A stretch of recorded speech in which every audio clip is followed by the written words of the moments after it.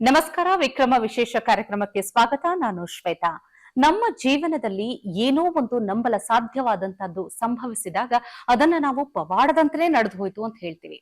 ಅದೇ ರೀತಿ ಅನಿರೀಕ್ಷಿತ ಒಳ್ಳೆಯ ಫಲಿತಾಂಶವನ್ನ ನೀಡುವಂತಹ ಪವಾಡದಂತೆ ಕಾರ್ಯನಿರ್ವಹಿಸುವುದು ಮಿರಾಕಲ್ ಡ್ರಿಂಕ್ಸ್. ಹಾಗಾದ್ರೆ ಮಿರಾಕಲ್ ಡ್ರಿಂಕ್ಸ್ ನ್ಯೂ ಆಯುರ್ವೇದದ ಸಂಸ್ಥಾಪಕರು ಹಾಗೂ ನಿವೃತ್ತ IAS ಅಧಿಕಾರಿಯಾಗಿರುವಂತಹ ಡಾಕ್ಟರ್ SM ರಾಜು ಅವರು ಇವತ್ತು ನಮ್ಮೊಟ್ಟಿಗಿದ್ದಾರೆ. ಇವರು 3 ದಶಕಗಳ ಕಾಲ ಭಾರತೀಯ ಆಡಳಿತ ಸೇವೆಯಲ್ಲಿ ಕಾರ್ಯನಿರ್ವಹಿಸಿ ನಿವೃತ್ತಿಯನ್ನ ಹೊಂದಿರುವುದರ ಜೊತೆಗೆ ಸಂಶೋಧನೆಯಲ್ಲಿ ತಮ್ಮನ್ನ ತಾವು ತೊಡಗಿಸಿಕೊಂಡು ಅಂತಾರಾಷ್ಟ್ರೀಯ ಮಟ್ಟದಲ್ಲಿ ಗುರುತಿಸಿಕೊಂಡಿರುವಂತಹ SM ರಾಜು ಅವರೊಟ್ಟಿಗೆ ಇವತ್ತಿನ ಸಂಚಿಕೆಯಲ್ಲಿ ಪ್ಯಾಂಕ್ರಿಯಾಟೈಟಿಸ್ ಅನ್ನುವಂತಹ ಕಾಯಿಲೆ ಬಗ್ಗೆ ಮಾತನಾಡಲಿದ್ದೀವಿ. ಎಲ್ಲದಕ್ಕಿಂತಲೂ ವಿಶೇಷವಾಗಿ ಈ ವಿಡಿಯೋವನ್ನ ನೀವು ಪೂರ್ತಿಯಾಗಿ ನೋಡ್ಬೇಕು. ಯಾಕಂದ್ರೆ ಈ ಕಾಯಿಲೆಗೆ ಪ್ರಪಂಚದಲ್ಲಿ ಎಲ್ಲೂ ಕೂಡ ಸೊಲ್ಯೂಷನ್ ಇಲ್ಲ, ಪರಿಹಾರ ಇಲ್ಲ. ಆದ್ರೆ ಇವರ ಬಳಿ ಪರಿಹಾರ ಇದೆ. ಆ ಪರಿಹಾರ ಏನು ಅಂತ ತಿಳ್ಕೊಳ್ಳೋಣ. ಡಾಕ್ಟರ್ SM ರಾಜು ಅವರೇ, ನಿಮ್ಗೆ ನಮ್ಮ ವಿಕ್ರಮ ವಿಶೇಷ ಕಾರ್ಯಕ್ರಮಕ್ಕೆ ಸ್ವಾಗತ ಸರ್. Thank you doctor. ಮೊದಲಿಗೆ ಬಹಳ ಖುಷಿ ಆಗೋದೇನೆಂದ್ರೆ ಪ್ಯಾನ್ಕ್ರಿಯಾಟೈಟಿಸ್ ಅನ್ನುವಂತಹ ಕಾಯಿಲೆ ದೀರ್ಘಕಾಲವಾಗಿ ಕಾಡುವಂತಹ ಕಾಯಿಲೆ, ಜೊತೆಗೆ ಇದಕ್ಕೆ ಪ್ರಪಂಚದಲ್ಲಿ ಎಲ್ಲೂ ಕೂಡ ಸೊಲ್ಯೂಷನ್ ಇಲ್ಲ ಅಂತ ಹೇಳ್ತಾರೆ. ಆದ್ರೆ ನಿಮ್ಮ ಬಳಿ ಪರಿಹಾರ ಇದೆ ಅಂತ ಗೊತ್ತಾದಾಗ ಬಹಳ ಖುಷಿ ಮತ್ತೆ ಹೆಮ್ಮೆಯ ವಿಚಾರ ಅಂತ ಅನ್ಸುತ್ತೆ. ಪರಿಹಾರವನ್ನ ತಿಳಿದುಕೊಳ್ಳೋದಕ್ಕೂ ಮೊದಲು ಪ್ಯಾನ್ಕ್ರಿಯಾಸ್ಗೆ ಬರುವಂತಹ ಈ ಕಾಯಿಲೆ ಬಗ್ಗೆ ತಿಳಿಸ್ಕೊಡಿ. ಓಕೆ, ಇನ್ನೊಂದು ಅದಕ್ಕಿಂತ ಮುಂಚೆ ಒಂದು ಹ್ಯೂಮರಸ್ ಆಗಿ ಹೇಳ್ತೀನಿ. ನನ್ನ ಹತ್ರಕ್ಕೆ ಬರೋರು ಪೇಷಂಟ್ಸು 99% ಯಾವುದೇ ರೋಗ ಇರಲಿ, ಕರೆಂಟ್ ಮೆಡಿಕಲ್ ಸೈನ್ಸ್ ಇದು ಆಯುರ್ವೇದ ಇರ್ಬೋದು, ಅಥವಾ ಅಲೋಪತಿ ಇರ್ಬೋದು, ಯುನಾನಿ ಇರ್ಬೋದು, ಆಮೇಲೆ ಹೋಮಿಯೋಪತಿ ಇರ್ಬೋದು, ಎಲ್ಲ ಕಡೆ ನೋಡಿ ಆ ನಂತರ ಇನ್ನೇನು ಆಗಲಿಲ್ಲ ಅಂದಾಗ ನನಗೆ ಬರ್ತಾರೆ, ಚೆನ್ನಾಗೂ ಆಗ್ತಾರೆ, ನನಗೆ ಖುಷಿನೂ ಆಗುತ್ತೆ. ಸೊ ಈಗ ನಾನು ಪ್ಯಾಂಕ್ರಿಯಾಟೈಟಿಸ್ ಬಗ್ಗೆ ಹೇಳ್ತೀನಿ. ಫಸ್ಟ್ ಆಫ್ ಆಲ್, ಪ್ಯಾಂಕ್ರಿಯಾಸ್ ಬಗ್ಗೆ ಆಲ್ರೆಡಿ ನೀವು ಪ್ರೇಕ್ಷಕರಿಗೆ ಹೇಳ್ಬಿಟ್ರಿ, ತುಂಬ ಚೆನ್ನಾಗಿ ಹೇಳಿದ್ರಿ. ಈಗ ಪ್ಯಾಂಕ್ರಿಯಾಸಲ್ಲಿ 2 ರೂಲ್ಸ್ ಇದೆ. ರೂಲ್ಸ್ ಆ್ಯಂಡ್ ರೆಸ್ಪಾನ್ಸಿಬಿಲಿಟೀಸ್ ಅಂದರೆ 2 ಅದಕ್ಕೆ ಕಾರ್ಯ ಇದೆ. ಒಂದು ಎಕ್ಸೋಕ್ರೈನ್ ಕಾರ್ಯ, ಇನ್ನೊಂದು ಎಂಡೋಕ್ರೈನ್ ಕಾರ್ಯ. ಅಂದರೆ ಎಕ್ಸೋ ಅಂದರೆ ಔಟ್ಸೈಡ್ದು ಒಂದು ವರ್ಕ್ ಅಂತ, ಇನ್ನೊಂದು ಇನ್ಸೈಡ್ದು ಅಂತ ಹೇಳ್ಬೋದು. ಇನ್ಸೈಡ್ ಏನಾದರೂ ಕೆಲಸ ಮಾಡಲಿಲ್ಲ ಅಂದರೆ, ಅದು ಪರ್ಟಿಕ್ಯುಲರ್ಲಿ ಇನ್ಸುಲಿನ್ ಉತ್ಪತ್ತಿ ಆಗೋದಿಲ್ಲ ಅಂದರೆ ಅದನ್ನು ಬೀಟಾ ಸೆಲ್ಸ್ ಅಂತಾರೆ. ಅದಕ್ಕೆ ಪ್ರೆಸೆಂಟ್ಲಿ ಒಂದು ವಿಜ್ಞಾನ ಇದೆ, ಆಮೇಲೆ ಅದಕ್ಕೆ ಸೊಲ್ಯೂಷನ್ಸ್ ಇದೆ. ಏನು ಇನ್ಸುಲಿನ್ನು ಅಥವಾ ಅದರ ಟ್ಯಾಬ್ಲೆಟ್ಸು. ಸೊ ದಟ್ ಅಲ್ಲಿ ಇನ್ಸುಲಿನ್ ಪ್ರೊಡಕ್ಷನ್ ಆಗಲಿಲ್ಲ ಅಂತಂದರೆ ಇಲ್ಲಿ ಆಗುತ್ತೆ, ಆರ್ಟಿಫಿಷಿಯಲಿ ಕೊಡೋದು. ಸೊ ಅದರಲ್ಲೂ ನಂದರಲ್ಲಿ ಸೇಮ್ ಡೇನೇ ಇನ್ಸುಲಿನ್ ಉತ್ಪತ್ತಿ ಆಗುತ್ತೆ ಅಂತ ನಾನು ಖುಷಿಯಾಗಿ ಹೇಳ್ತೀನಿ. ಈಗ ಎಕ್ಸೋಕ್ರೈನ್ ರೋಲ್ ಅಂದರೆ ಔಟ್ಸೈಡ್ದು ಅದರದ್ದು ರೋಲು. ಅದಕ್ಕೆ ವರ್ಲ್ಡಲ್ಲಿ ಏನಾದರೂ ರೋಗ ಬಂದಿದೆ ಅಂತ ಏನಾದರೂ ಡಾಕ್ಟ್ರ್ ಹೇಳ್ತು ಅಂತಂದರೆ ಅವ್ರಿಗೆ ಅರ್ಧ ಪ್ರಾಣ ಪಾಪ ಕೇಳಿನೇ ಹೊರಟೋಗಿರ್ತೈತಿ. ಯಾಕೆಂದರೆ ಕ್ರಾನಿಕ್ ಪ್ಯಾಂಕ್ರಿಯಾಟೈಟಿಸಲ್ಲಿ, ಅಕ್ಯೂಟ್ ಪ್ಯಾಂಕ್ರಿಯಾಟೈಟಿಸಲ್ಲಿ ಜೀವಂತ ನರಳಿಸಿ ಅವ್ರನ್ನ ಕೊಲ್ತೈತೆ. ಈಗ ನೋಡ್ರಿ, ನೆನ್ನೆ ನಾನು ಕ್ಲಿನಿಕಲ್ಲಿ ಕೂತ್ಕೊಂಡಿದ್ದೆ. ಸೊ ನಮ್ಮಲ್ಲಿ across the country doctors practice ಮಾಡ್ತಾರೆ. ಇಲ್ಲಿ ಕರ್ನಾಟಕದಲ್ಲಿ ನಮ್ಮದೇ ಆದಂತಹ ಒಂದು 10-12 ಕ್ಲಿನಿಕ್ಸ್ ಇದೆ. ಆದರೂ ಸಹ ಕೆಲವು ಪೇಷಂಟ್ಸು ನನ್ನನ್ನೇ ನೋಡಬೇಕು ಅಂತ ಬರ್ತಾರೆ. ಯಾಕೆಂದರೆ ನನ್ನ ಒಂದು ಮಾತಿಂದ ಎಷ್ಟು ದಿನದಲ್ಲಿ ಏನಾಗುತ್ತೆ ಅಂತ. ಸೊ ಇದರಲ್ಲಿ ಅದೇನೋ ನನಗೂ ಖುಷಿ ಅನ್ನಿಸುತ್ತೆ, ಆಶ್ಚರ್ಯ ಅನ್ನಿಸುತ್ತೆ. 3 ವರ್ಷದ ಪೇಯ್ನು 3 ದಿನದಲ್ಲೇ ಹೋಗಿದೆ. ಅವ್ರದ್ದು ಇದು ಏನೋ ಟೆಸ್ಟ್ ಮನಿ ನೀವು ಕೇಳ್ಬೋದು. ಆಮೇಲೆ ನಂದಾದಮೇಲೆ ಅದನ್ನು ನೀವು ಇದು ಮಾಡ್ಕೊಳ್ಳಿ. ಒನ್ ಮಿಸ್ಟರ್ ಹೆಗ್ಡೆ ಅಂತ ಎಷ್ಟು ಅವ ಕಷ್ಟಪಟ್ಟಿದ್ದಾನಂದರೆ, ಅವ ಹೇಳಿದ್ದಾರೆ ಆ ಹುಡುಗ ಪಾಪ ಏನೆಲ್ಲ ಇದೆ ಹಾಸ್ಪಿಟ್ಲ್ ಎಲ್ಲ ಕಡೆ ಹೋಗಿದ್ದಾರೆ, including Ayurveda, top most Ayurvedic colleges, but ಆಗಿಲ್ಲ.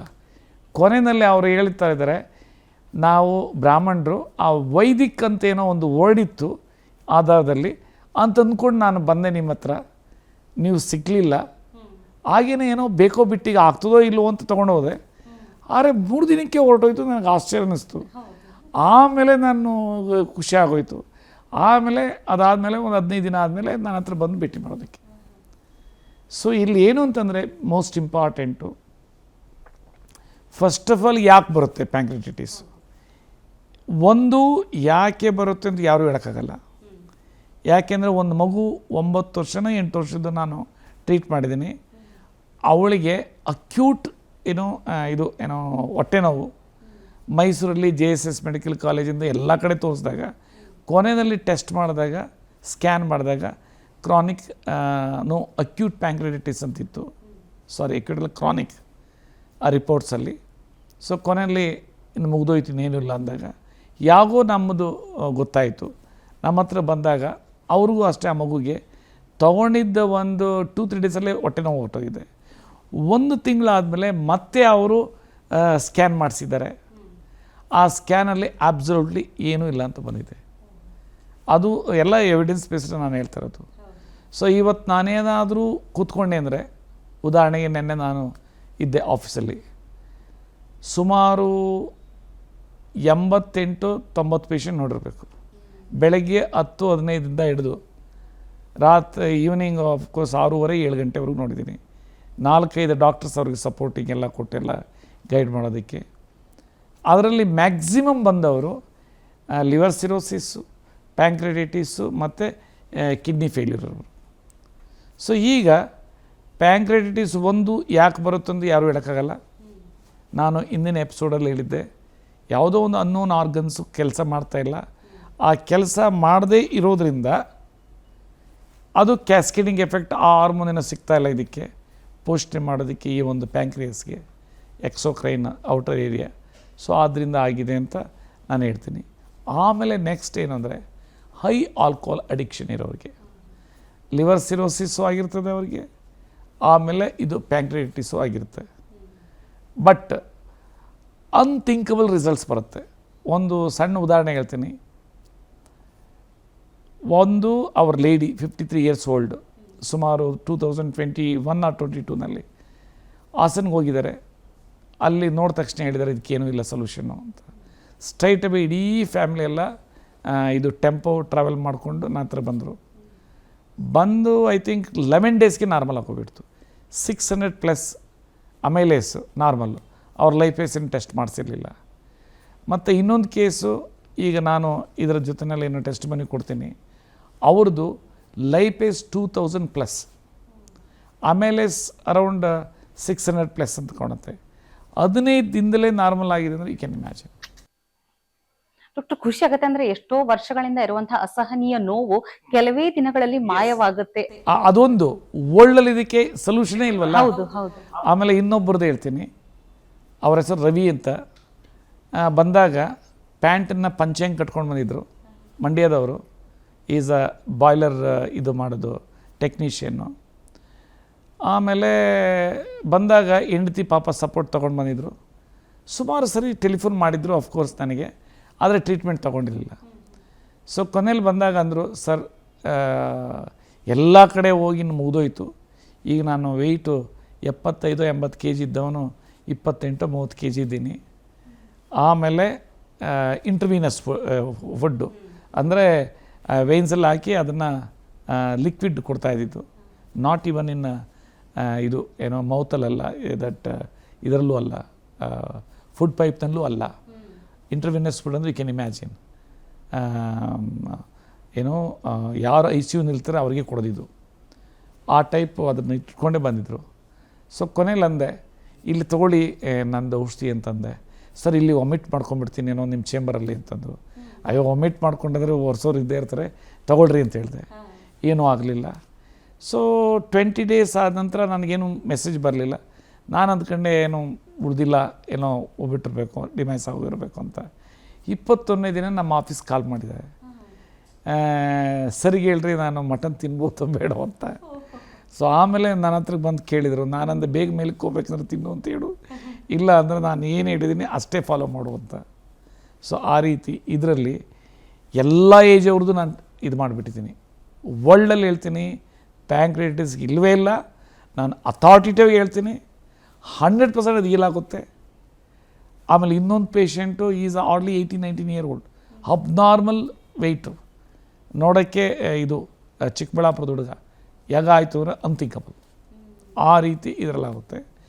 ಸೊ ಇದರಲ್ಲಿ ಏನು anti ageing, cardiovascular support, immune care ಬೆಳಗ್ಗೆ ಸಂಜೆ, ಲಿವರ್ ಕೇರು ಮತ್ತು ರೀನಲ್ ಕೇರ್ ಆಫ್ಟರ್ನೂನ್, ಈ ಪ್ರೋಟೋಕಾಲ್ ಡಿಫೈನ್ ಆಗಿರೋದು.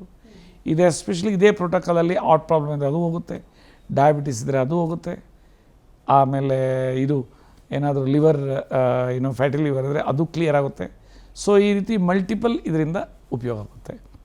ಸೊ ಇವರೇನು ಇಂಪಾರ್ಟೆಂಟು, ಎಣ್ಣೆ ಬೆಣ್ಣೆ ತುಪ್ಪನ್ನು ದೂರ ಇಡಬೇಕು, ಉಪ್ಪನ್ನು 1 ಗ್ರಾಮ್ ಅಷ್ಟೇ ಯೂಸ್ ಮಾಡಬೇಕು ಒಂದು ಊಟಕ್ಕೆ, ಅಗಸೆ ಮಜ್ಜಿಗೆ 2 ಸರಿ ತೊಗೊಳ್ಬೇಕು. ಕೆಲವ್ರಿಗೆ ಅದು ಆಗಲಿಲ್ಲ ಅಂದರೆ ಪ್ಯಾಂಕ್ರೈಟಿಸ್ ಪೇಷಂಟ್ಸ್ ತೊಗೊಳ್ಬೋದೇನೋ, ಬೇಕಾಗಿಲ್ಲ. ಹಸಿ ತರಕಾರಿ ಜ್ಯೂಸು ಒಂದು 2 ಸರಿ ತೊಗೊಳ್ಬೇಕು. ಆಮೇಲೆ ಬಾಳೆದಿಂಡು ಸಿಕ್ಕಿದರೆ ಅದು 2 ಸರಿ ತೊಗೊಳ್ಬೇಕು. ಬೆಳ್ಳುಳ್ಳಿ ಶುಂಠಿ 1 ಸರಿ ತೊಗೊಳ್ಬೇಕು. ರಿಸಲ್ಟ್ ಅಂತೂ ಅವ್ರದ್ದು ಅವ್ರ ಕೈಲಿದೆ. ಸೊ ಅದೇನದು ಆಹಾರಿ ಪರಮಾವಶ್ಯದಂತೆ ಏನು ಆಯುರ್ವೇದ ಪಿತಾಮಹ ಅಂತ ಚರಗಾಗಿ ಹೇಳ್ತೀವಿ, ಅವ್ರು ಹೇಳಿರೋ ಪ್ರಕಾರ ಅದೇ ರೀತಿಯೇ ಇಲ್ಲೂ ನಾನು food is the medicine. So ಅದೇ ರೀತಿಯೇ ಇದು ಹಿಪೋಕ್ರಟಸ್ ಏನು ಹೇಳ್ತಾರೆ ಮಾಡರ್ನ್ ಮೆಡಿಸನ್ಗೆ ಅವ್ರ ಫಾದರ್ ಅಂತ, ಅವರು ಹೇಳೋದಷ್ಟೇ ಫುಡ್ ಈಸ್ ದ ಮೆಡಿಸನ್ ಅಂತ. ಆ ರೀತಿ ಆಹಾರ ಏನೋ ಔಷಧಿಯಾಗಿ ಪರಿಣಮಿಸುತ್ತೆ. ಅದರಲ್ಲಿ ನಾನು ಮಾಡಿರೋದು ಒಂದು ಕೆಟಲಿಸ್ಟ್ ಇದ್ದಂಗೆ. ಸೊ ಅದು ಆ್ಯಕ್ಟಿವೇಟ್ ಆಗಿ ಇಮಿಡಿಯೇಟಾಗಿ ಅದನ್ನು ಆಹಾರದಲ್ಲಿರೋ ಆ ಪೌಷ್ಟಿಕಾಂಶಗಳನ್ನು ಸಪ್ರೇಟ್ ಮಾಡೋಂಥ ಶಕ್ತಿ ಇದೆ. ಸೊ ಆ ರೀತಿ ಇದಾಗ್ತೈತೆ. ಡಾಕ್ಟರ್, ತಾವು ಹೇಳಿದ ಪ್ರಕಾರ ಪ್ಯಾನ್ಕ್ರಿಯಾಟೈಟಿಸ್ ಅನ್ನುವಂಥ ಕಾಯಿಲೆಗೆ ಯಾವುದೇ ವಯೋಮಿತಿ ಇಲ್ಲ, ಯಾಕಂದ್ರೆ ಎಲ್ಲಾ ರೀತಿಯ ವಯಸ್ಸಿನ ಅದಕ್ಕೆ ನಾನು ಚಿಕ್ಕ ಮಗು 7 ವರ್ಷ 8 ವರ್ಷ ಹುಡುಗಿ ನೋಡಿದ್ದೀನಿ, ಆಮೇಲೆ 50+ ನೋಡಿದ್ದೀನಿ. ಸೊ ಆಮೇಲೆ ಇನ್ ಬಿಟ್ವೀನ್ 21 ನೋಡಿದ್ದೀನಿ, ಎಲ್ಲರೂ ನೋಡೋಕ್ಬಿಟ್ಟಿದ್ದೀನಿ. ಅವ್ರು ಬಂದಾಗ ಎಲ್ಲ ಮುಖ ಹಿಂಗೆ ಸಪ್ಪಗಿಡ್ತಾರೆ, ನಾನು ಸ್ವಲ್ಪ ನಗರಿ. ನೆಕ್ಸ್ಟ್ ಇನ್ನು 2-3 ಡೇಸು ಮೊನ್ನೆ ಒಂದು ಹುಡುಗಿ ಬಂದಿದ್ಲು, 17 year old, she is engineering ಚೆನ್ನಾಗಿದೆ. ಅಲ್ಲೆಲ್ಲ ಜನ ತುಂಬ ತುಂಬಿದ್ರು.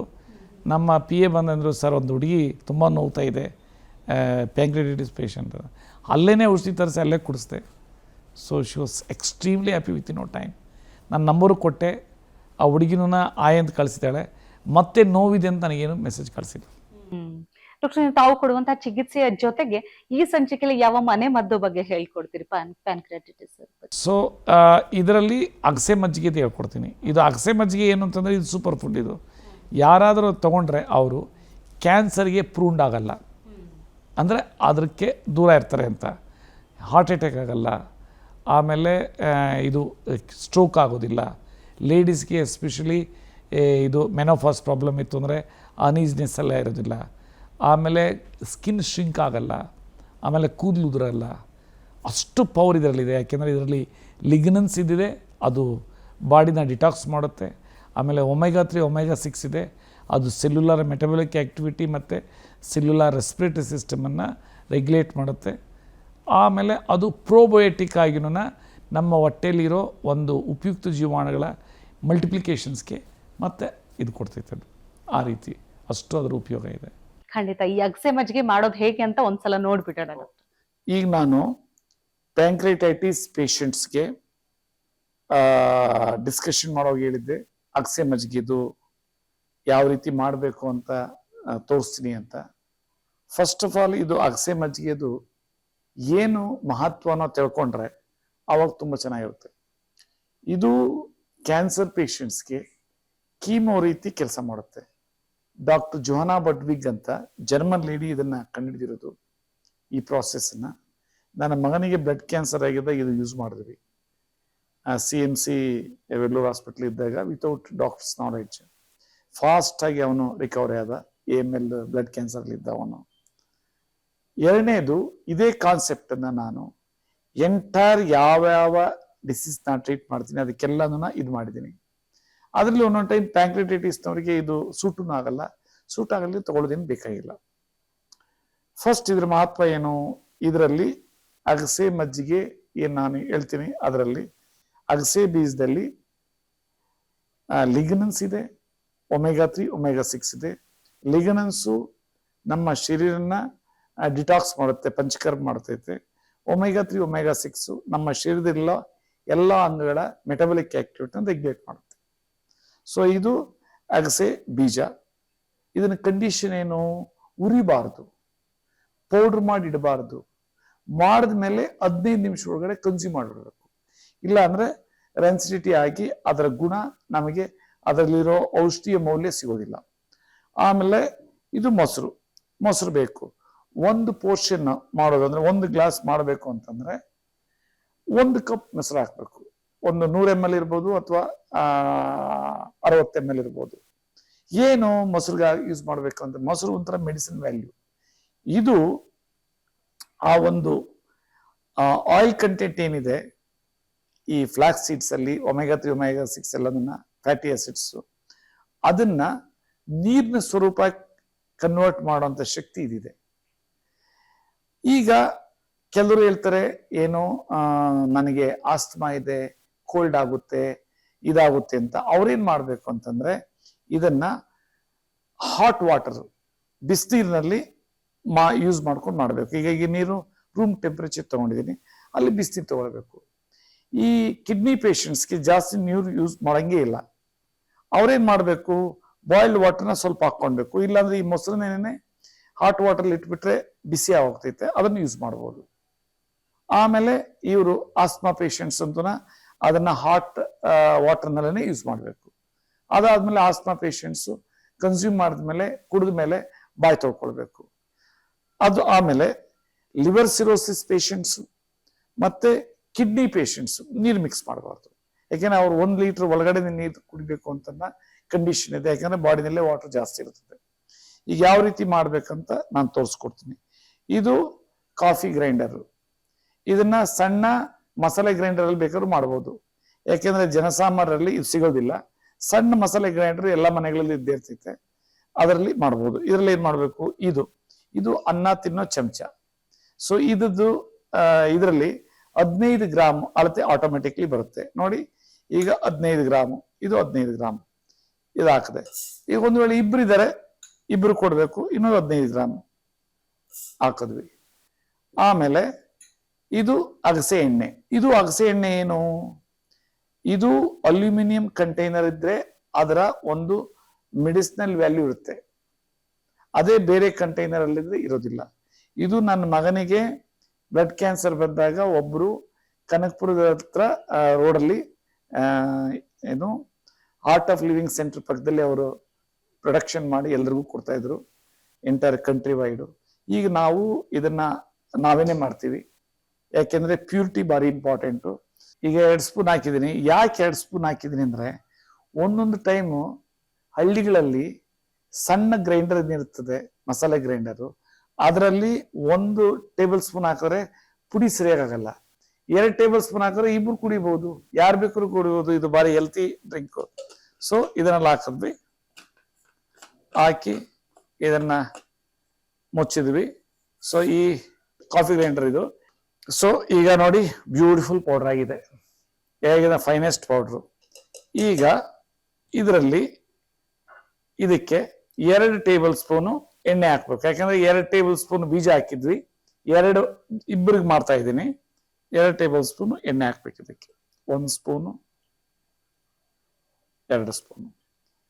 ಈಗ ಅದಾದ್ಮೇಲೆ ಏನ್ ಮಾಡ್ಬೇಕು ಅಂತಂದ್ರೆ ಇದು ಏನು ಮೊಸರು ಹಾಕ್ಬೇಕು. ಇದು ಮೊಸರು ದೊಡ್ಡ ಕಪ್ಪಲ್ಲಿ ಹಾಕಿದ್ದೀನಿ. ಇದು ಸಾಕಾಗ್ತದೆ ಇದು. ಸೊ ಇದನ್ನ ನಾವು ಮಿಕ್ಸ್ ಮಾಡಿದಾಗ ಎಣ್ಣೆ ಅಂಶ ಕಾಣಬಾರ್ದು, ಅದು ಭಾರಿ ಇಂಪಾರ್ಟೆಂಟು. ಯಾಕಂದ್ರೆ ಮೂಲ ಉದ್ದೇಶ ಮೊಸರು ಹಾಕೋದು ಎಣ್ಣೆನ ನೀರು ಸ್ವರೂಪ ತರೋದಕ್ಕೆ. ಒಂದು ವೇಳೆ ಎಣ್ಣೆ ಸರಿಯಾಗಿ ಮಿಕ್ಸ್ ಮಾಡದೆ ಇತ್ತು ಅಂದ್ರೆ ಕುಡಿದ್ರೆ ವಾಮಿಟ್ ಆಗುತ್ತೆ, ಅದನ್ನ ನೆನ್ಪಿಟ್ಕೊಂಡ್ರೆ. ನೀವು ಮನೇಲಿ ಮಾಡೋ ಹೊತ್ತಿನಲ್ಲಿ ಏನ್ ಮಾಡ್ಬೇಕು ಅಂದ್ರೆ ಸಣ್ಣ ಮಿಕ್ಸ್ನಲ್ಲಿ ಮಾಡಿದ್ರಿ, ಅದನ್ನ ದೊಡ್ಡ ಮಿಕ್ಸಲ್ಲಿ ತಗೊಂಡ್ರಿ, ಅದರಲ್ಲಿ ಇದೇ ರೀತಿನೇ ಮಿಕ್ಸ್ ಮಾಡಿದ್ರಿ. ಫಸ್ಟ್ ಪೇಸ್ಟ್ ಅನ್ನು ಮಾಡಿದ್ರಿ, ಆ ಪೇಸ್ಟ್ ಆದ ನಂತರ ನೀರು ಹಾಕ್ಬಿಟ್ಟು ಈಗ ಅದನ್ನ ಮಜ್ಜಿಗೆ ಮಾಡಿದ್ರಿ. ಇದನ್ನ ಎಷ್ಟು ಇಳು ಬೇಕಾದ್ರೂ ಮಾಡ್ಕೊಬಹುದು. ಈಗ ನೋಡಿ ಬೆಸ್ಟ್ ಮಜ್ಜಿಗೆ ಆಗಿದೆ ನೋಡಿ. ಇದನ್ನ ಮಂದ ಬೇಕಾದ್ರೂ ಮಾಡ್ಕೊಳ್ಬಹುದು, ಇಲ್ಲ ಇನ್ ಸ್ವಲ್ಪ ತಿಳು ಬೇಕಾದ್ರೂ ಮಾಡ್ಕೊಳ್ಬಹುದು. ಇದರಲ್ಲಿ 2 ಗ್ಲಾಸ್ ಆಗುತ್ತೆ.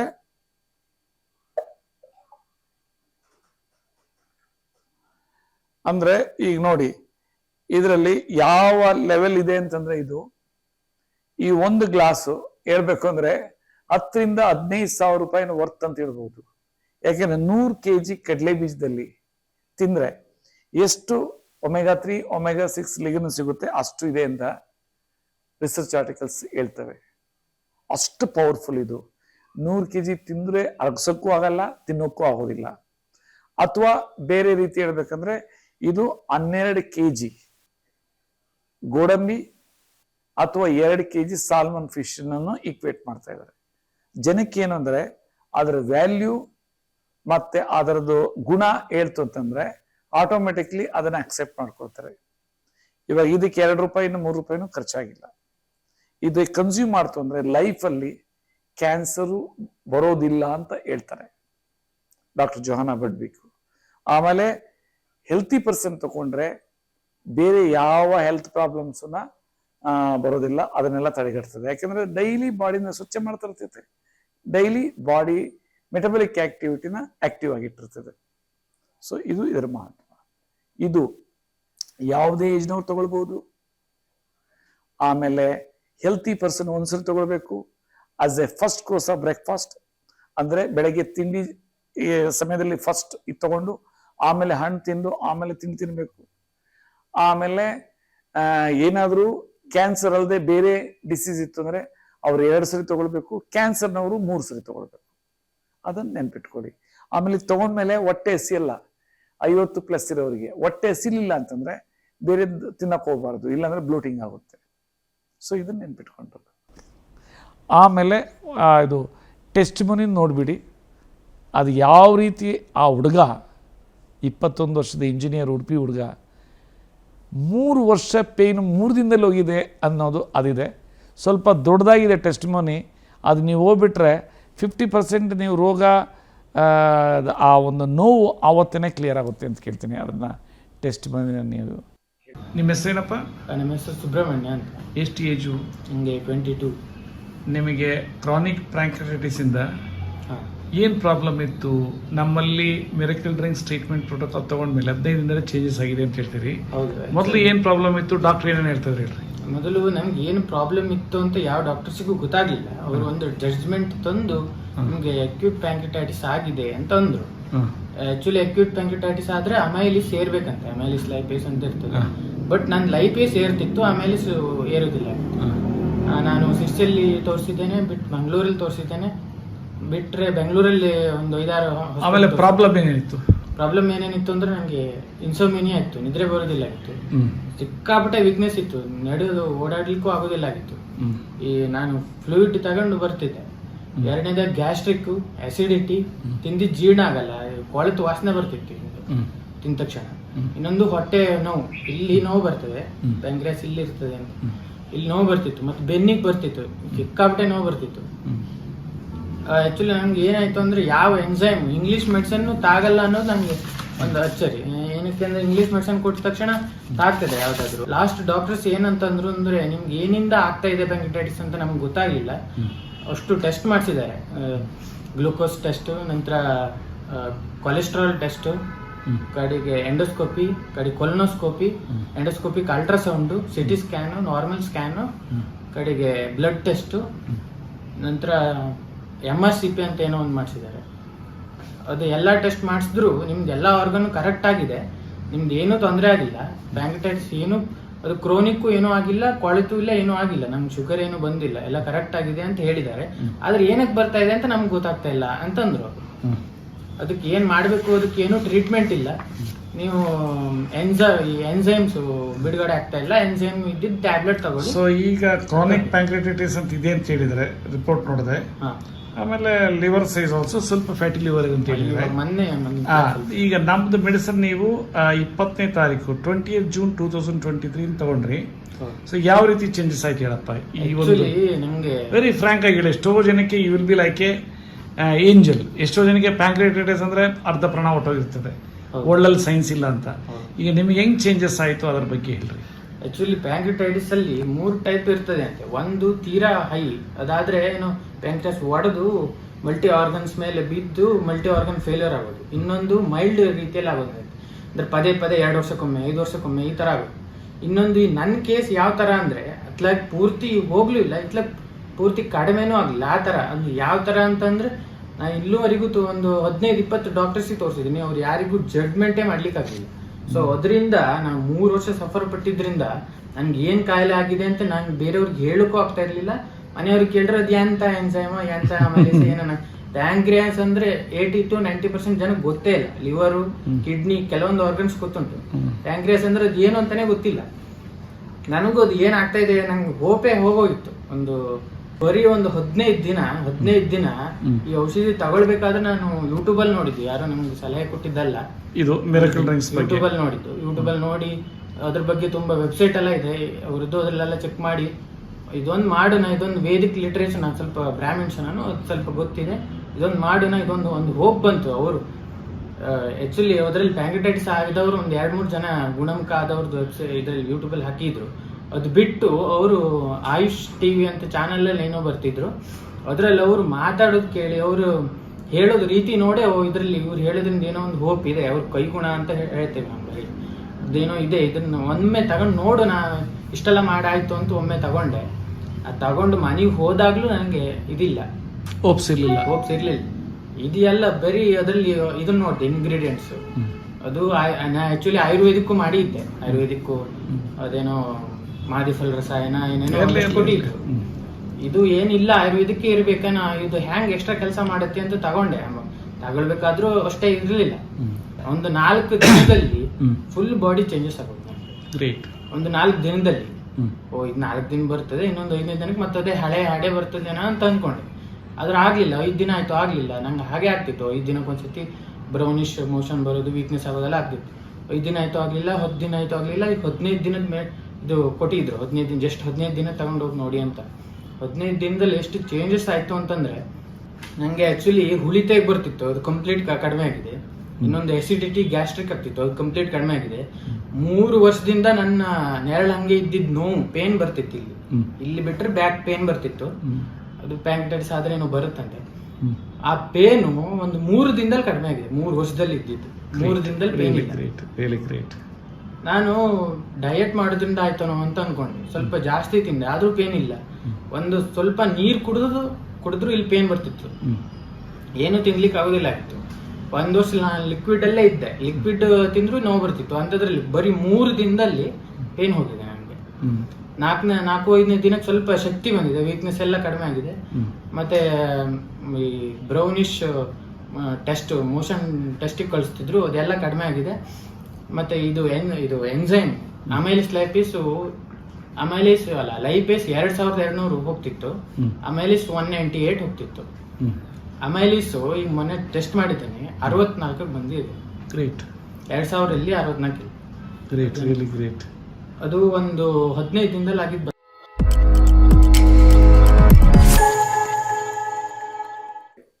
ಖಂಡಿತ ಡಾಕ್ಟರ್, ನಿಜಕ್ಕೂ ಬಹಳ ಖುಷಿ ಆಗುತ್ತೆ. ಪ್ರಪಂಚದಲ್ಲಿ ಎಲ್ಲೂ ಕೂಡ ಇಲ್ಲದಂತಹ ಸೊಲ್ಯೂಷನ್, ಇಲ್ಲದಂತಹ ಪರಿಹಾರ ತಮ್ಮಲ್ಲಿ ಇದೆ. ಅದನ್ನ ಅನುಭವಿಸಿ ಹೇಳಿದಂತ ಪೇಷಂಟ್ಸ್ ಎಷ್ಟೋ ಜನ ಸಾಕ್ಷಿಗಳಾಗಿ, ಉದಾಹರಣೆಗಳಾಗಿ ನಿಂತಿದ್ದಾರೆ.